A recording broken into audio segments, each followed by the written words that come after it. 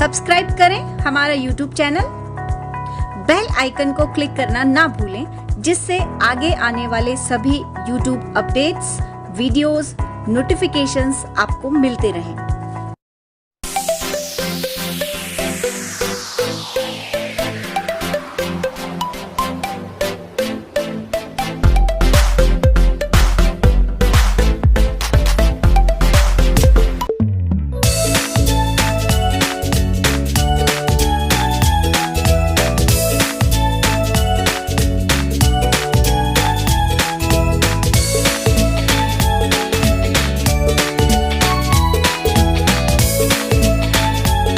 नमस्कार दोस्तों, मैं मास्टर ओपी लेगा चाणक्य अनअकैडमी के ऑफिशियल यूट्यूब चैनल पर आप सभी का स्वागत करता हूं। तो दोस्तों, हम पढ़ रहे थे राजस्थान की प्राचीन सभ्यताएं और इसमें हमने कालीबंगा सभ्यता को पढ़ लिया है। कालीबंगा सभ्यता का वीडियो आपको चाणक्य अनअकैडमी के आप प्लेलिस्ट में जाइए, प्लेलिस्ट में जाकर देखिए, आपको वहां पर वीडियो उपलब्ध हो जाएगा। तो आज हम शुरू करते हैं आर्य सभ्यता। तो आइए दोस्तों, हम शुरू करते हैं आर्य सभ्यता। तो देखिए दोस्तों, आर्य सभ्यता को समझने के लिए हम विभिन्न भागों में विभाजित कर पढ़ेंगे ताकि आपको अच्छे से समझ में भी आ जाएगा।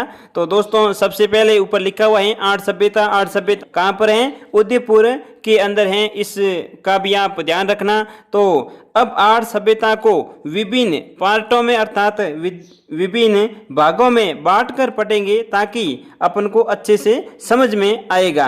तो देखिए दोस्तों, सबसे पहले हम आर्य सभ्यता का पहले परिचय करेंगे, उसके बाद में आर्य सभ्यता की मुख्य विशेषताएं, उनके बाद में आर्य सभ्यता का काल, इनके बाद में आर्य सभ्यता के स्तर, यानी आर्य सभ्यता की खुदाई में कितने प्रकार के अर्थात कितने स्तर प्राप्त हुए, ये भी मैं आपको विस्तार से बताऊंगा। और आगे हम पढ़ेंगे आर्य सभ्यता से प्राप्त वस्तुएं, और इसके बाद में लास्ट हम पढ़ेंगे आर्य सभ्यता से संबंधित प्रमुख विशेषताएं या अन्य प्रमुख विशेषताएं। तो आइए दोस्तों, सबसे पहले आर्य सभ्यता का परिचय हम जानते हैं। तो दोस्तों, बने रहिए मेरे साथ, वीडियो को आप पूरा जरूर देखें, आधा अधूरा वीडियो मत देखना, पूरा वीडियो देखना। दोस्तों, मैंने ये वीडियो रोचक और प्रामाणिक तथ्यों पर आधारित ये वीडियो बनाया है, इसका भी विशेष ध्यान रखना और वीडियो को आप पूरा यानी अंत तक जरूर देखें। तो आइए दोस्तों, शुरू करते हैं आर्य सभ्यता का परिचय। तो दोस्तों, सबसे पहले हम जानते हैं आर्य सभ्यता की खोज, अर्थात आर्य सभ्यता की खोज किसने की? अक्षय कीर्ति व्यास। अक्षय कीर्ति व्यास, ध्यान दीजिए, अक्षय कीर्ति व्यास ने आर्य सभ्यता की खोज की। और खोज कब की? 1953 ईस्वी में। ये भी आप विशेष रूप से ध्यान देना दोस्तों। आगे ध्यान दीजिए दोस्तों, आर्य सभ्यता का उत्खनन अर्थात आर्य सभ्यता की खुदाई किसने की? तो ध्यान दीजिए दोस्तों, आर्य सभ्यता का उत्खनन 2 चरणों में हुआ। कितने चरणों में हुआ? 2 चरणों में। ध्यान दीजिए, पहले चरण के अंदर रतन चंद्र अग्रवाल के नेतृत्व में, ध्यान दीजिए, उत्खनन हुआ। किनके नेतृत्व में? रतन चंद्र अग्रवाल। ध्यान दीजिए, रतन चंद्र अग्रवाल के नेतृत्व में आर्य सभ्यता का सबसे पहले उत्खनन किया गया 1956 में। ध्यान दीजिए, 1956 ईस्वी के अंदर शुरू किया गया।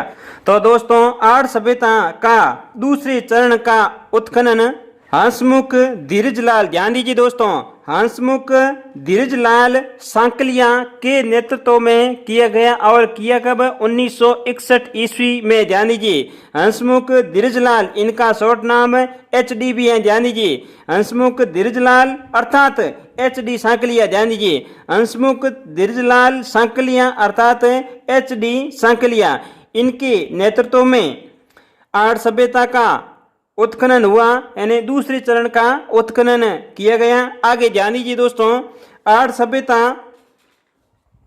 आहड़ नदी के किनारे, ध्यान दीजिए, आहड़ नदी को बेड़च नदी भी कहा जाता है, इसका भी विशेष रूप से ध्यान देना दोस्तों। यानी आहड़ नदी को बेड़च नदी भी कहा जाता है, तो इसका भी विशेष ध्यान रखना। आहड़ नदी के किनारे अर्थात बेड़च नदी के किनारे आहड़ सभ्यता स्थित है। और आगे ध्यान दीजिए दोस्तों, आहड़ सभ्यता के अन्य नाम भी हमें मिलते हैं, तो अन्य नाम क्या क्या हैं ये भी आप विशेष रूप से ध्यान देना, क्योंकि यहाँ से कई बार परीक्षाओं के अंदर प्रश्न पूछे गए हैं, इसलिए विशेष रूप से दोस्तों ध्यान रखना।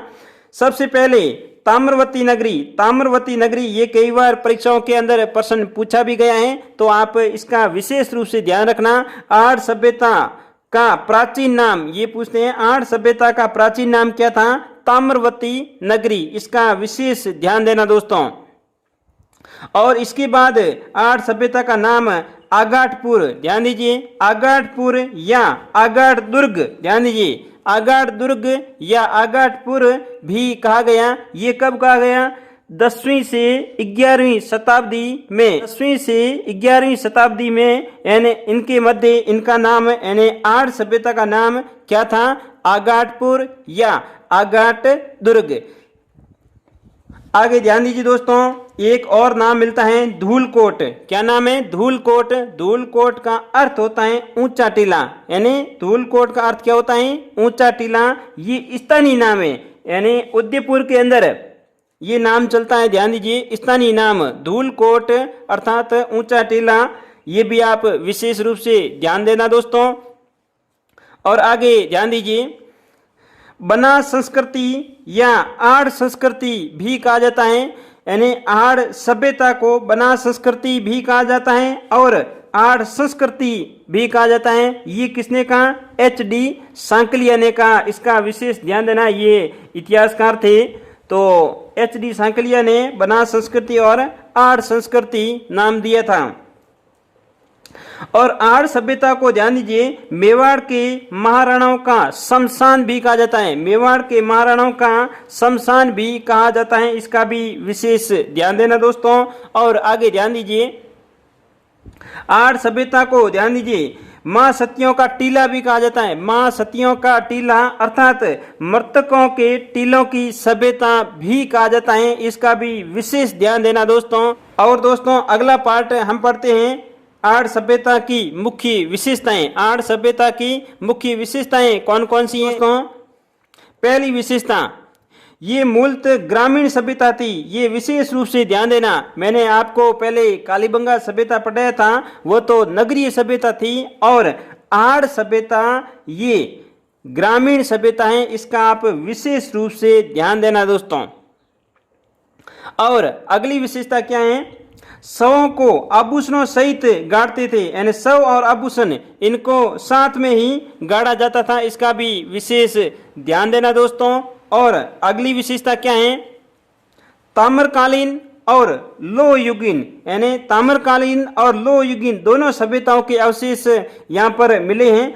वैसे तो ये ताम्रयुगीन सभ्यता थी, परंतु इनके अंत में यानी जब ये सभ्यता समाप्त हुई उस समय लोह युग भी प्रारंभ हो गया, तथा आहड़ सभ्यता में लोह उपकरण भी मिले हैं, इस कारण इसको लोह युगीन सभ्यता में भी रखा जाता है और ताम्रकालीन में भी रखा जाता है विशेष रूप से तो इसमें, परंतु यहाँ पर भी कुछ उपकरण प्राप्त हुए, इसलिए लोह युगीन सभ्यता के अवशेष भी मिले, इसका भी विशेष ध्यान देना दोस्तों। आगे ध्यान दीजिए दोस्तों, तीसरा नंबर है आहड़ सभ्यता का काल, यानी काल को, आहड़ सभ्यता के कालखंड को विभिन्न विद्वानों के द्वारा अलग अलग कालखंडों में विभाजित किया जाता है। किस किस विद्वान ने कौन सा टाइम बताया, तो ध्यान दीजिए दोस्तों। सबसे पहले डॉक्टर गोपीनाथ शर्मा, ध्यान दीजिए, डॉक्टर गोपीनाथ शर्मा के अनुसार आहड़ सभ्यता का काल 1900 ईसा पूर्व, 1900 ईसा पूर्व से 1200 ईसा पूर्व तक था। ध्यान दीजिए, ईसा पूर्व है इसलिए उल्टे चलते हैं, इसका विशेष ध्यान देना। तो 1900 ईसा पूर्व से 1200 ईसा पूर्व तक किसने बताया? डॉक्टर गोपीनाथ शर्मा ने बताया। तो ध्यान दीजिए, ये सबसे महत्वपूर्ण है क्योंकि राजस्थान का इतिहास सबसे प्रमाणित डॉक्टर गोपीनाथ शर्मा का ही है, इसलिए डॉक्टर गोपीनाथ शर्मा का कथन विशेष रूप से ध्यान रखना, 1900 से 1200 ईस्वी पूर्व तक। और आगे ध्यान दीजिए, कार्बन 14 अर्थात कार्बन 14 ये वैज्ञानिक पद्धति है। इनके अनुसार 2000 ईस्वी पूर्व से 1200 ईस्वी पूर्व तक बताया है। और आगे ध्यान दीजिए, तीसरे नंबर है बर्तन व मृद भांड। बर्तन व मृद भांड के डिजाइन के आधार पर ध्यान दीजिए, बर्तन व मृद भांड के डिजाइन के आधार पर इस सभ्यता का काल 2000 ईसा पूर्व से 1000 ईसा पूर्व तक निर्धारित किया गया है। तो आप इसका भी विशेष ध्यान देना दोस्तों। तो दोस्तों आगे ध्यान दीजिए, आर्य सभ्यता के चौथे पार्ट में हम पढ़ेंगे आर्य सभ्यता के स्तर। क्या पढ़ेंगे? आर्य सभ्यता के स्तर, यानी कितने प्रकार के स्तर प्राप्त हुए। तो ध्यान दीजिए, उत्खनन के दौरान यानी खुदाई के दौरान 8 स्तर मिले, इसका भी विशेष ध्यान देना। 8 स्तर मिले जिन्हें पुरातात्विक सामग्री के आधार पर 3 चरणों में विभाजित किया जाता है अर्थात बांटा गया है, इसका विशेष ध्यान देना। एंड उत्खनन अर्थात खुदाई के दौरान 8 स्तर मिले जिन्हें पुरातात्विक सामग्री के आधार पर, इसका विशेष ध्यान देना, सामग्री के आधार पर 3 चरणों में बांटा गया है। अब 3 चरण कौन कौन से हैं इसके बारे में हम अध्ययन करते हैं। तो ध्यान दीजिए दोस्तों, पहला चरण स्फटिक पत्थरों के प्रयोग और औजार व उपकरण के आधार पर। ध्यान दीजिए, स्फटिक पत्थरों के प्रयोग अर्थात इन पत्थरों से औजार भी बनाए जाते थे और उपकरण बनाए जाते थे। तो इसके आधार पर ये पहला चरण। और दूसरा चरण ध्यान दीजिए, ताम्र कांस्य व लोहे के उपकरण के आधार पर। ताम्र कांस्य लोहे के उपकरण के आधार पर ये दूसरा चरण। और तीसरा चरण ध्यान दीजिए, मृद भांड के प्रमाणों के आधार पर, यानी इस सभ्यता से बहुत सारे मृद भांड भी प्राप्त हुए। तो इनके प्रमाणों के आधार पर तीसरे चरण में विभाजित किया गया है। तो ये 3 चरण आप विशेष रूप से दोस्तों ध्यान देना। और आगे बढ़ते हैं दोस्तों, आर्य सभ्यता का 5वां पार्ट। तो दोस्तों हम 5वें चरण में क्या पढ़ेंगे? आर्य सभ्यता से प्राप्त वस्तुएं। प्राप्त वस्तुएं ये वेरी इंपॉर्टेंट है, क्योंकि बार बार परीक्षाओं के अंदर यहाँ से प्रश्न तो आता ही है, ये आप विशेष रूप से ध्यान देना। आर्य सभ्यता से कौन कौन से अवशेष प्राप्त हुए अर्थात कौन सी वस्तुएं प्राप्त हुई, इसका आप विशेष रूप से ध्यान देना। तो सबसे पहले ध्यान दीजिए दोस्तों, 6 तांबे से निर्मित यूनानी मुद्राएं मिली। कैसी मिली? यूनानी मुद्राएं मिली। कितनी मिली? 6 तांबे से निर्मित यूनानी मुद्राएं मिली और 3 मोहरें मिली, इसका भी विशेष ध्यान देना। 6 तांबे से निर्मित यूनानी मुद्राएं प्लस 3 मोहरें मिली। अब ध्यान दीजिए, यूनानी मुद्राएं किस प्रकार की थी? तो ध्यान दीजिए, एक तरफ यानी ये मुद्रा है, मुद्रा का चित्र बनाया हुआ है, गोल मुद्रा है। तो मुद्रा के एक तरफ तो त्रिशूल अंकित था। क्या था? त्रिशूल अंकित था। और दूसरी तरफ अपोलो, ध्यान दीजिए, अपोलो जो कि यूनानी देवता है, तो एक तरफ तो अपोलो और दूसरी तरफ त्रिशूल अंकित था। तो ध्यान दीजिए दोस्तों, इस सिक्के में यानी इस सिक्के के किनार पर अर्थात किनारे किनारे, ध्यान दीजिए, किनारे किनारे यूनानी भाषा में लेख लिखा हुआ था। ध्यान दीजिए, दोनों तरफ यूनानी भाषा में लेख लिखा हुआ था। इनके किनारे किनारे यानी ऐसे गोल गोल लिखा हुआ था यूनानी भाषा में लेख। अब आगे ध्यान दीजिए, ये अपोलो का चित्र था और अपोलो के ध्यान दीजिए क्या और विशेषता थी। यानी अपोलो का जो आदमी का चित्र था, इसके हाथ में तीर था। क्या था? हाथ में तीर था और पीठ के पीछे तरकस भी बंधा हुआ था, यानी जिसमें तीर रखे जाते हैं। तो इसका विशेष ध्यान देना। अपोलो के एक हाथ में तो तीर है और पीठ के पीछे क्या है? तरकस बंधा हुआ है। तो ऐसा चित्र यूनानी मुद्राओं पर मिला है, तो आप विशेष ध्यान देना दोस्तों। तो दोस्तों इससे क्या साबित होता है कि आर्य सभ्यता का यूनान से भी संबंध था, तो इसका भी विशेष ध्यान देना दोस्तों। और दोस्तों अगली वस्तु यहाँ से क्या क्या प्राप्त हुई, तो आगे ध्यान दीजिए दोस्तों। तो दोस्तों मकानों में औसतन 2 या 3 चूल्हे मिले हैं, यानी कहीं तो 3 से ज़्यादा मिले हैं, कहीं 2 से कम मिले हैं। तो औसत बताया गया, औसत 2 या 3 चूल्हे मिले हैं, इसका भी आप विशेष ध्यान देना दोस्तों। और आगे ध्यान दीजिए, एक मकान में 6 चूल्हे मिले हैं और मानव हथेली की सांप भी मिली है, इसका भी विशेष ध्यान देना दोस्तों। तो ध्यान दीजिए दोस्तों, इतने सारे चूल्हे मिलना क्या प्रतीत हो रहा है, अर्थात किस तरफ संकेत दे रहे हैं, यानी संयुक्त परिवार था। यानी आर्य सभ्यता के अंदर संयुक्त परिवार प्रथा मौजूद थी। ये भी आप विशेष ध्यान देना। तो ये औसतन एक कमरे में ही 2-3 चूल्हे मिल रहे हैं, और इधर ध्यान दीजिए ये 6 चूल्हे एक साथ है, यानी एक मकान में 6 चूल्हे मिल रहे हैं। तो इनका अर्थ है कि यहाँ पर सामूहिक भोज भी आयोजित किया जाता था। तो सामूहिक भोज का संकेत देता है ये 6 चूल्हे, और ये 2-3 चूल्हे अर्थात यहाँ पर संयुक्त परिवार प्रथा मौजूद थी। तो इसका भी आप विशेष ध्यान देना दोस्तों। आगे बढ़ते हैं दोस्तों, एक शब्द आता है गोरे और कोठे। क्या नाम लिखा हुआ है, गोरे व कोठे। गोरे व कोठे क्या है, अनाज रखने के बड़े मृद भांड। ध्यान दीजिए, अनाज रखने के बड़े मृद भांडों को स्थानीय भाषा में क्या कहा जाता है, गोरे व कोठे कहा जाता है। इसका विशेष ध्यान देना। यानी आज भी अपन आम भाषा में बोलते हैं कि अनाज की कोठी, बड़ी जो अनाज रखने की होती है उनको क्या बोलते हैं, अनाज की कोठी। तो गोरे व कोठे अनाज रखने के बड़े मृद भांड थे। तो इसका विशेष ध्यान देना दोस्तों। और आगे ध्यान दीजिए, लाल व काले मृद भांड, यानी इस सभ्यता से अर्थात आर्य सभ्यता से लाल व काले मृद भांड प्राप्त हुए। इसका विशेष ध्यान देना। यानी RBW red and black wear. ध्यान दीजिए, तो लाल वो काले मृद भांड कहां से प्राप्त हुए, आर्य सभ्यता से प्राप्त हुए। इसका आप विशेष ध्यान देना दोस्तों। और आगे ध्यान दीजिए दोस्तों, यहां से यानी इस सभ्यता से माप तोल के बाट भी मिले हैं। माप तोल के बाट भी मिले हैं। तो ये क्या दर्शाते हैं, यानी यहाँ का व्यापार और वाणिज्य उन्नत अवस्था में था। व्यापार और वाणिज्य उन्नत अवस्था में था, ये संकेत देते हैं माप तोल के बाट। ध्यान दीजिए, माप तोल के बाट मिलना ये प्रतीत होता है कि यहाँ का व्यापार और वाणिज्य उन्नत अवस्था में था। और आगे ध्यान दीजिए, यहाँ पर एक बिना हथे का जल पात्र मिला। जल पात्र यानी जग। ध्यान दीजिए, बिना हथे का जग मिला।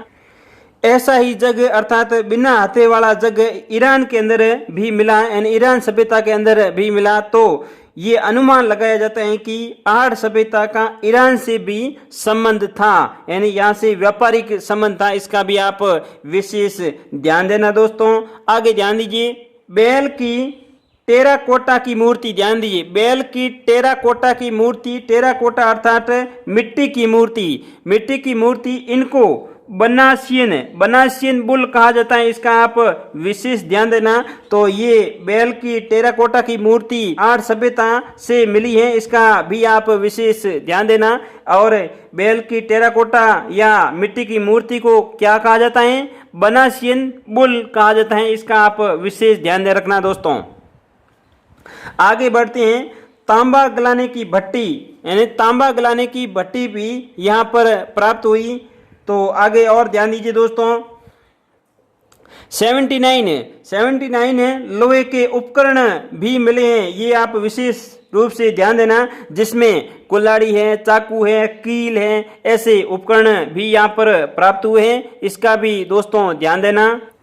आगे बढ़ते हैं दोस्तों, आगे क्या लिखा हुआ है, रंगाई सपाई। ध्यान दीजिए, रंगाई सपाई के ठप्पे या सापे भी मिले हैं। इसका भी विशेष ध्यान देना दोस्तों। और तांबे के कुल्हाड़े, यानी तांबे के 2 कुल्हाड़े मिले। कितने मिले हैं, 2 कुल्हाड़े मिले हैं। और तांबे के उपकरण भी मिले हैं, और तांबे के अस्त्र शस्त्र भी मिले हैं, और तांबे के दीपक भी मिले हैं। तो ध्यान दीजिए, दीपक का उपयोग विशेष रूप से धार्मिक प्रोग्रामों में किया जाता था, और रोशनी के लिए भी उपयोग में लिया जाता था दीपक। तो इसका भी विशेष ध्यान देना, यानी तांबे के कुल्हाड़े मिले, उपकरण मिले, अस्त्र शस्त्र मिले और दीपक मिले। इसका विशेष ध्यान देना दोस्तों। आगे बढ़ते हैं दोस्तों, आटा पीसने की चक्की। क्या लिखा हुआ है, आटा पीसने की चक्की भी मिली, अर्थात अवतल चक्की। अवतल चक्की किसे कहते हैं, जिसका ऊपर वाला पार्ट घूमता हो। ध्यान दीजिए, अवतल चक्की अर्थात स्थानीय भाषा में हम कहते हैं घट्टी। तो ये अभी जो लाइट से चलती हैं उनका नीचे वाला पार्ट घूमता है। ध्यान दीजिए, दो पार्ट होते हैं ना चक्की के अंदर, तो नीचे वाला पार्ट घूमता है, अवतल चक्की के अंदर ऊपर वाला पार्ट घूमता है। यानी पुराने समय में भी इस घटी से पिसाई की जाती थी, तो अब तो देखने को आपको कमी मिलेगी, गांव में जरूर मिल जाएगी। तो आगे बढ़ते हैं दोस्तों। मिट्टी के खिलौने, ध्यान दीजिए, आहड़ सभ्यता से मिट्टी के खिलौने भी मिले हैं और खिलौनों में ध्यान दीजिए हाथी के, घोड़े के, बैल के इनके मिले थे विशेष रूप से। ध्यान देना, मिट्टी के खिलौने। तो इनसे हम क्या अनुमान लगा सकते हैं? ये जैसे देखिए, ये पशु है, हाथी, घोड़े, बैल, यानी यहाँ का पशुपालन मुख्य धंधा था, इसका भी विशेष ध्यान देना दोस्तों। तो दोस्तों आगे ध्यान दीजिए, आहड़ सभ्यता का छठा पार्ट अर्थात अंतिम पार्ट, यानी आहड़ सभ्यता की अन्य प्रमुख विशेषताएं, यानी अन्य प्रमुख विशेषताएं। तो ध्यान दीजिए दोस्तों, आहड़ सभ्यता की अन्य प्रमुख विशेषताएं क्या क्या हैं? तो ध्यान दीजिए दोस्तों, आहड़ क्षेत्र में लगभग 40 तांबे की खदानें मिली। ध्यान दीजिए, कितनी? 40, लगभग, ध्यान दीजिए, लगभग 40 तांबे की खदानें अर्थात खाने मिली हैं, जहां पर वर्तमान में भी खुदाई कर तांबा निकाला जाता है। इसका विशेष ध्यान देना दोस्तों। और आगे ध्यान दीजिए, इस सभ्यता से संबंधित प्रमुख स्थल कौन से हैं? यानी आहड़ सभ्यता से संबंधित स्थल कौन से हैं, अर्थात इस सेमी काल के कौन कौन से स्थल जो राजस्थान के अंदर हैं? तो ध्यान दीजिए दोस्तों, पहला है गिलुंड।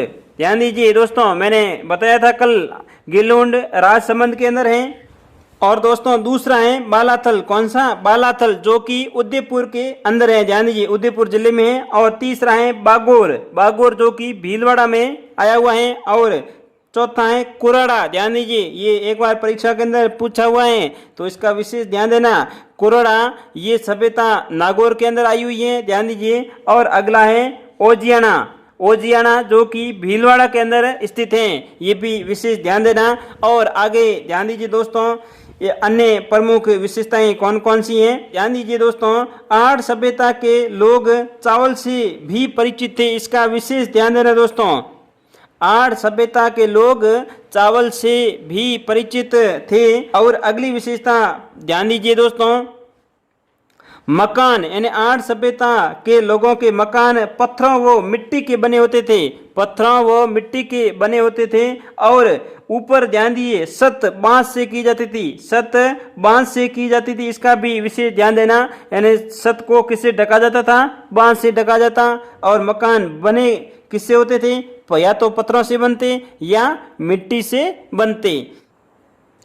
तो दोस्तों अगली विशेषता पर ध्यान दीजिए, अगली व लास्ट विशेषता है पशुपालन। ध्यान दीजिए, मैंने अभी भी बताया था, पशुपालन इनकी अर्थव्यवस्था का, ध्यान दीजिए, अर्थव्यवस्था का मुख्य आधार था, इसका विशेष ध्यान देना। यानी यहाँ पर पशुओं के खिलौने भी मिले हैं, तो इससे ये अनुमान लगा जाता है कि पशुपालन आहड़ सभ्यता के लोगों की अर्थव्यवस्था का मुख्य आधार था, इसका भी आप विशेष ध्यान रखना दोस्तों।